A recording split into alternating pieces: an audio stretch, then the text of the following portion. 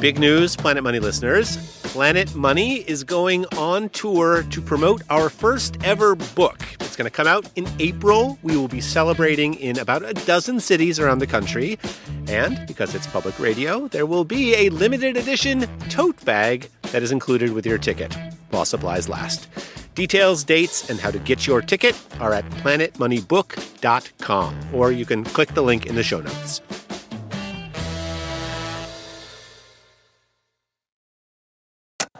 This is Planet Money from NPR.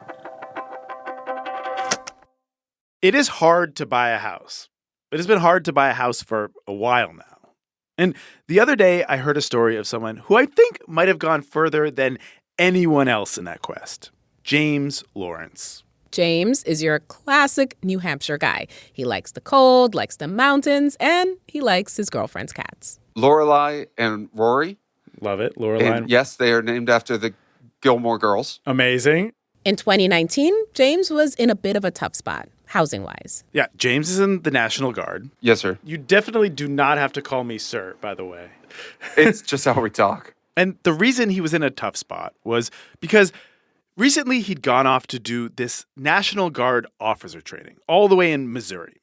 And while he was away, he'd given up his apartment to save money. Which makes sense, but when he came back... My $900 a month apartment in Portsmouth had gone up to $1,500, $1,600, $1,700 a month in the city, and I'd gotten priced out. So James, like many people these days, moved back in with his parents. But they were far away, like hours from his school and his job at the front desk of a hotel. And so, in the fall, he had an idea. Instead of trekking hours every day, I rented a campsite where I just set up one of my tents. And I was literally living out of my car while going to work, while being in the National Guard, while going to school. This was okay for a little bit, but one night, James was sitting around the campfire. And I was probably on my second IPA when I realized, what am I doing? This is ridiculous. It was right then and there that James had a realization that many, many people have had before him. He was going to get a place of his own. He was going to get a mortgage. He was going to spend his money not on rent, but on his future. So I was like, yeah, this is great. I'm just going to buy a condo. It's going to be great. You know, I have a little bit of money. I have the VA loan option. But then, like many bright-eyed and bushy-tailed prospective homeowners, he met the reality of the real estate market. Oh, there's listings. Oh, that's something I can't afford. Or that's an hour away. Or that, it needs work. The main sticking point, though, was the down payment. He just didn't have enough to compete. And then it got worse. COVID hit, the housing market went wild. Rich Bostonians were coming to New Hampshire paying all cash. Yeah, now there was no way James could compete. Unless he somehow figured out how to get his hands on a wicked big down payment.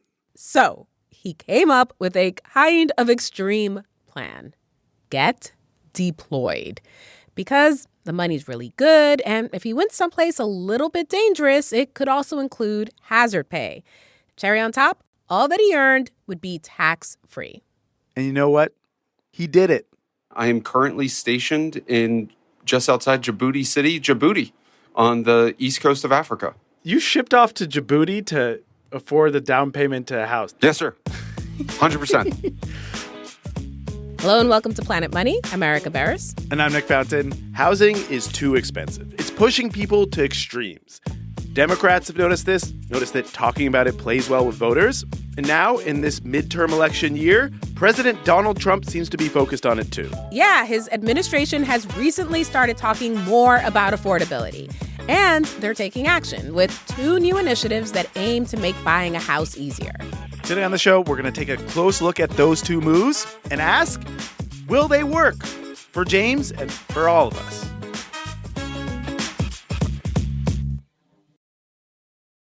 James's story might be the most extreme example of someone trying to get into the housing market that I've heard. Like shipping off to Djibouti to get that tax-free pay, he fought for that. 100%. That fought hard. I had to get waivers and meet with colonels and get doctor's approvals. But James doesn't actually think what he's doing is that extreme. When he tells his fellow millennial friends about the lengths he's going to buy a house, they're all like, Yep, that sounds about right. Sounds about right. Yeah. Shipping off to Djibouti to afford a down payment for a house sounds about right. Yeah, they're like, yeah, that makes sense. Yeah, it makes sense. If you look at the median age of first-time homebuyers these days, it's at an all-time high, 40 years old, James's age. In the early 90s, it was 28 years old. Now, President Trump has said he does not want to bring the price of existing homes down because for everyone who already owns a home, that is a significant part of their wealth, and he doesn't want to hurt them. Yes. In fact, yesterday, Trump said he, quote, wants to drive housing prices up for people that own their homes. We're going to keep them wealthy. We're going to keep those prices up. We're not going to destroy the value of their homes so that somebody that didn't work very hard can buy a home. Still, a White House spokesperson told us that the president is committed to exploring every tool possible to improve housing affordability. And the housing affordability proposal that the Trump administration has attached the most fanfare and details to is about leveling the playing field. Yeah, it has to do with a premise that you have likely heard, that big Wall Street investors are buying up single-family homes, and those deep-pocketed investors are impossible to compete with. Of all the popular ideas out there on why housing prices are so high, this is a big one. In the world of politics, it's been mostly a thing you've heard from politicians on the left, though. But last week, President Trump signed an executive order. I have it pulled up right here. It is called Stopping Wall Street from Competing with Main Street Homebuyers. And last week at his big speech in Davos, he talked directly to those Wall Streeters. Many of you are here. Many of you are good friends of mine. Many of you are supporters. Sorry to do this to you. I'm so sorry. But you've driven up housing prices by purchasing hundreds of thousands of single-family homes. So we wanted to find out, will this policy help people like James when he gets back from Djibouti this summer? To figure that out, we needed to understand how many houses institutional investors are actually buying, what they're doing with them, and how that's affecting prices. So we called up Caitlin Gorback, who co-wrote one of the first economics research papers looking at this. How you doing? I'm doing well. It's been a crazy week to see my research suddenly so timely and relevant, but I don't regret it. Yes, timely and relevant. In fact, the day we talked to her, Caitlin was getting ready to fly to Washington, D.C. to talk about her paper in front of Treasury Department economists. But that was on the schedule before any of these policies came out. Do you think the room is going to be more full given recent news? I don't know. You'll have to follow up with me on that next week. Caitlin started looking into the subject when she got her first professor job at UT Austin. It was 2022, on the heels of the pandemic and one of the sharpest rises in housing costs ever. And she and one of her co-authors were having lunch, talking about how so many people were blaming big institutional investors, these giant Wall Street firms with access to tons of money, for the bonkers cost of housing. We were thinking of the perspective of, like, new professors who have no money, could not even hope to buy a home. Sure. And so I was thinking, as a renter, this is a huge boon. A boon, a good thing, because institutional investors weren't just buying up houses and sitting on them. They were converting them into rentals, which meant there were more rentals out there for people like Caitlin, more supply. So Caitlin thought rents should go down. With that in mind, Caitlin set out to research the actual impact of these big investors buying up properties on rent prices and on home prices. And the first thing she needed to figure out was this even happening on a large scale? Like, how much housing had these big investors bought up? So she started sorting through a database of basically all home sales in the U.S. for more than a decade, like every home that was sold, and then tried to figure out who were the buyers of the greatest number of homes. She sorted by most frequent buyer. Collapse by name. And it came up with... Wait for it. Like John Smith. Yeah. Yes. Of course, the biggest homeowner in America by name is not Landlords R Us or some Wall Street company. It is James or Michael or Robert Smith. Finding all the homes that big institutional investors had bought up was going to be harder than that. It was going to take some sleuthing. Like maybe hundreds of hours searching corporate records, looking through legal filings, trying to identify the big landlords, and then trace them to their cryptically named shell companies that were buying houses. It's like code breaking and investigative journalism. Yes. Let's make a movie about you guys. Yeah. Who would play me? Not Nicolas Cage, but this does feel like his genre. In the end, and we should mention this is a working paper, not officially published yet, and only includes data through 2022, she calculated the share of all housing units owned by these big Wall Street firms. Yeah, so to the best of our abilities, right, acknowledging that we probably didn't find every single home, the ownership share as of 2022 is about 0.3% of all housing units in the United States. Very small. Quite small, yes. That's of all housing units. If you look at all the single-family homes and townhomes for rent, almost 3% are owned by big institutional investors. The percentage goes higher if you look at just purchases instead of ownership. Caitlin found that from 2010 to 2022, institutional investors were responsible for 5% of single-family and townhome purchases nationwide. But, and this is important, she found a lot of geographic concentration. Areas where these Wall Street companies have bought a lot more homes. Places like the suburbs of Atlanta, Charlotte, Houston, Phoenix. Sunbelt cities with nice suburbs and growth potential. For example, there's a census tract in San Antonio where these investors own more than 12% of all housing units and almost a third of these single-family and townhomes. And we should say there are lots of different ways to crunch the data, and other reviews of it have come up with different and sometimes higher estimates of ownership by big landlords. Caitlin focused her investigation on the specific group that you hear Trump saying he wants to ban from buying up properties, large institutional investors. But regardless, Caitlin and everyone agree, the issue is concentrated in these Sunbelt cities and suburbs. That's where that idea that big companies are buying up a lot of properties, it is very real. So the next question Caitlin wanted to figure out was, in the places where these big institutional investors were buying up the most real estate, were rent prices and housing prices lower or higher than in similar neighborhoods? And she said the answer was yes. Basically, it depends on when you were talking about, what time frame. For example, there was a period when the industry was first kicking off that rents fell in neighborhoods with a lot of houses owned by big investors in comparison to similar neighborhoods. This was in the aftermath of the housing crisis. It was investors' first big foray into becoming big landlords. And what they were doing was buying up foreclosed properties that had been owner-occupied and converting them to rentals, increasing the rental supply. In other words, Caitlin found evidence that her hypothesis that this would be a boon for renters was right. And she found a few years later, there was this period when in these Sunbelt neighborhoods with lots of these large landlords, the sale price of the houses actually fell. So the opposite of what people fear. She says this surprised her. She still doesn't know exactly why it is, but she pointed us to some other research that she says might help explain it.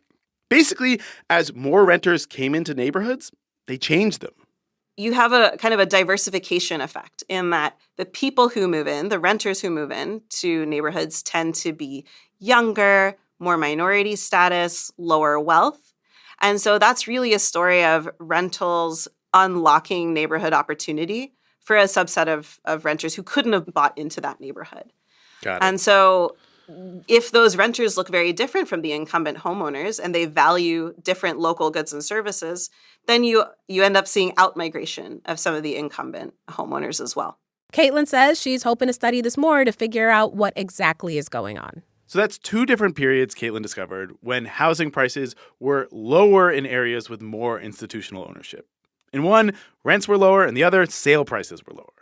But Caitlin did find one period in recent history when areas with high concentrations of large investors saw both higher rents and higher sale prices. Housing markets went crazy during COVID. Sure, bananas. Yeah. That's one of the technical ways that we would describe it, yes. She thinks part of this could have been just a technological advantage.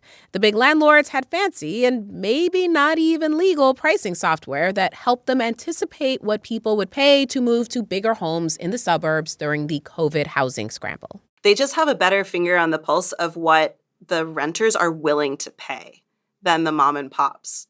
And so they're going to get a lot closer to my high rent than maybe a mom and pop landlord would, right? Still, she says, even in the bananas period, it's hard to tell how much the higher prices were because big landlords were in the mix and how much was just because the neighborhoods they picked were popular.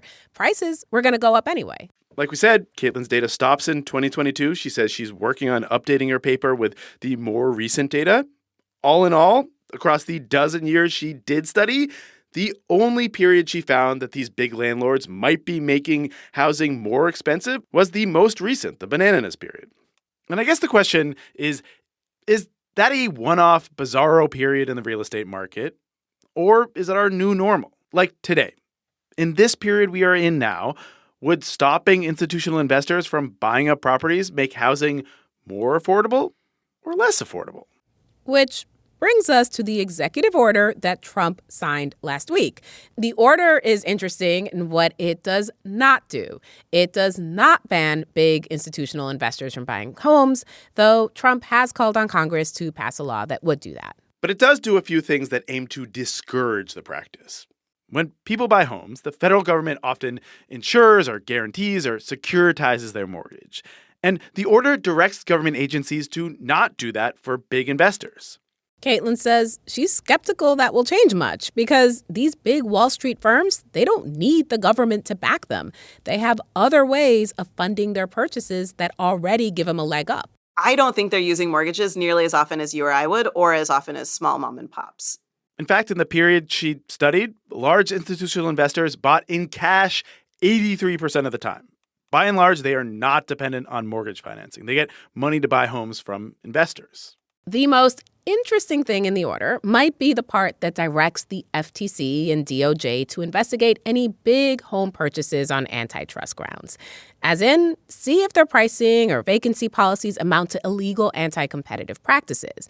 And Caitlin thinks that could have a chilling effect. It could keep big investors from buying.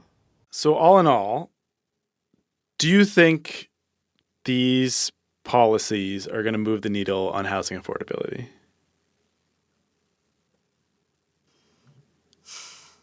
Big pause, sigh.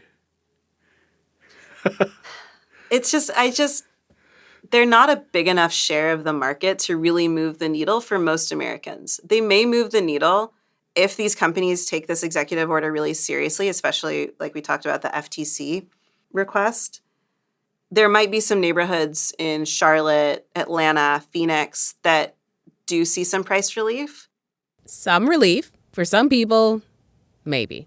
There you have it. Yeah, not that conclusive. Though I do think we have learned something important here, which is that how Wall Street investors play into the cost of housing depends on the context, where we are in time, where we are in the country, and who investors are buying from and who they're renting to. Coming up after the break, there's another thing the Trump administration is doing to try to make housing more affordable, which has to do with a complex financial instrument that also was the inspiration for the Planet Money podcast. Yes, I go to bed every night thanking this complex financial instrument for my job. Is that weird? Yeah.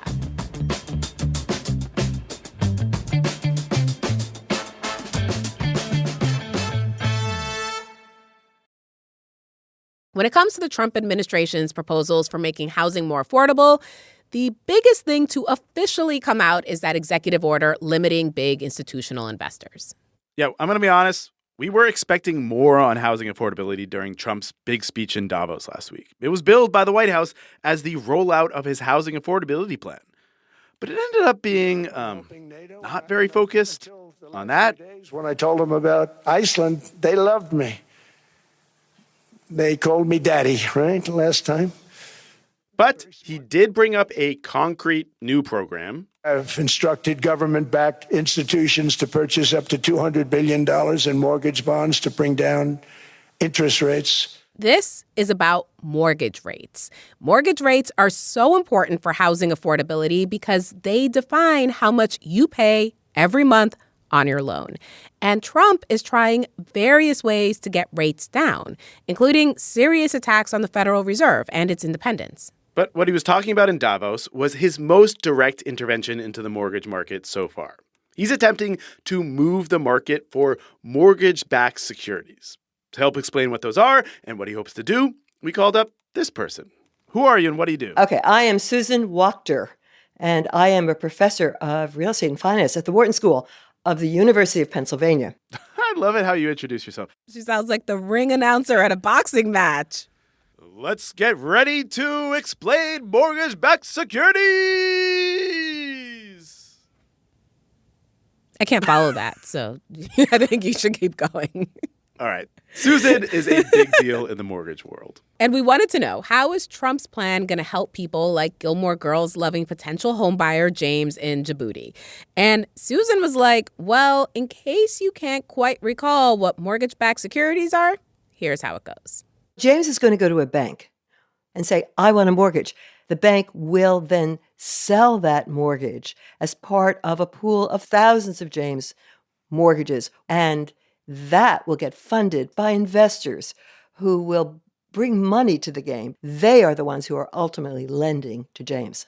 Those pools of mortgages are the mortgage-backed securities. And if more investors want to buy those mortgage-backed securities, the interest rate on mortgages goes down, which means when the Trump administration directs its quasi-governmental mortgage companies, Fannie and Freddie, to buy up a bunch of mortgage-backed securities, effectively, this is going to what? Lower, to some extent, the mortgage rate that James pays for going forward. That James and his This is friends. huge. Yeah. Well, it's huge, except it's not huge. It's not a huge decrease in rates. It's a small decrease in rates. We saw an impact. yeah, this one is already working. In fact, even just announcing this, Susan says, pushed rates down 0.2 percentage points. The markets adjusted immediately.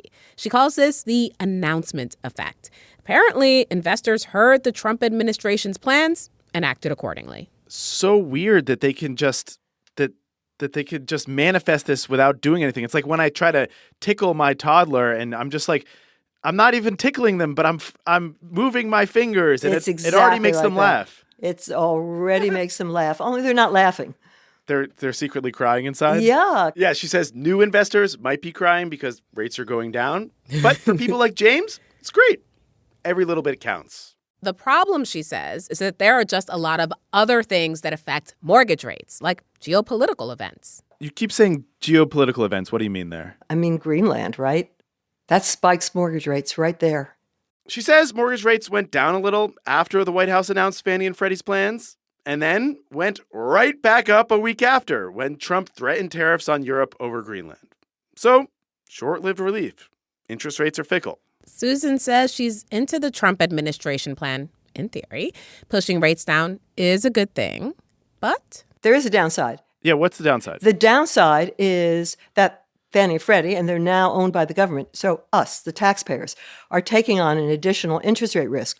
Yeah, when the government directs them to buy up mortgage-backed securities, those become effectively the problem of U.S. taxpayers. Susan says if this became a pattern and then something went wrong and the value of those mortgage-backed securities dropped, we might end up having to bail out Fannie and Freddie. Sound familiar? yeah, sounds like we've been here before. Deja vu. But the other thing we should discuss here is that these two policies, the only two the Trump administration has rolled out so far, both of them ignore the one thing most housing economists have been shouting from the rooftops, the root cause of the affordability crisis. Both of these are demand side. We need to solve the supply side part of this equation. We need to build more homes. Did you watch Trump's Davos speech? I did. Did you see the part where he said, basically, a lot of Americans' wealth is in their houses, and I don't want to crash the housing market. I don't actually want to bring down prices. That's absolutely correct. And recognizing that's important. So what we don't want to tank the housing market, bringing down the wealth of the folks who are counting on their home for retirement or maybe to fund their children's education. She says the best thing would be to keep prices relatively steady and build a lot of starter homes. Yeah, there's this weird tension here. Actually, one of the most clarifying things I've ever heard about the housing crisis was during a conversation with Caitlin, the UT Austin professor. She said, we as Americans think we can have it all, that we can have lots of affordable housing when we're young and lots of housing wealth when we're old. And those two things, those are in tension. Because if we want homes to be cheap, we need a lot of them. And if we want them to be stores of wealth, we don't. We want scarcity. Which absolutely stinks for first-time homebuyers like James. Yes. James is still in Djibouti, saving up. We are in a hardship zone, but this is good living. I have my own room. I have air conditioning. I have Wi-Fi. I'm talking to NPR right now. There are some very nice people that I've met out in the town, some very nice restaurants. But he's still dreaming of the day he gets home and can buy a place of his own. Why is it important for you to own a house? You know, I've lived in apartments and a condo my entire adult life. Mm-hmm. It feels like you're not in control of your own life when someone else is dictating how you live, where you live. Sure. And I would love to build a catio for the cats. I would love to take the cats outside. Yeah. I would love to have a garage where I can do more crafts and I don't know, do some woodworking. I'm a man in my 40s. Like, I got to start woodworking soon. Isn't that a requirement? Yes. Some people love apartments and some people love the city and they love the excitement and they love the noise. But I love New Hampshire and I love space and I love greenery and I like quiet, which is weird that I signed up to be in Djibouti for a year because it's opposite all of those things.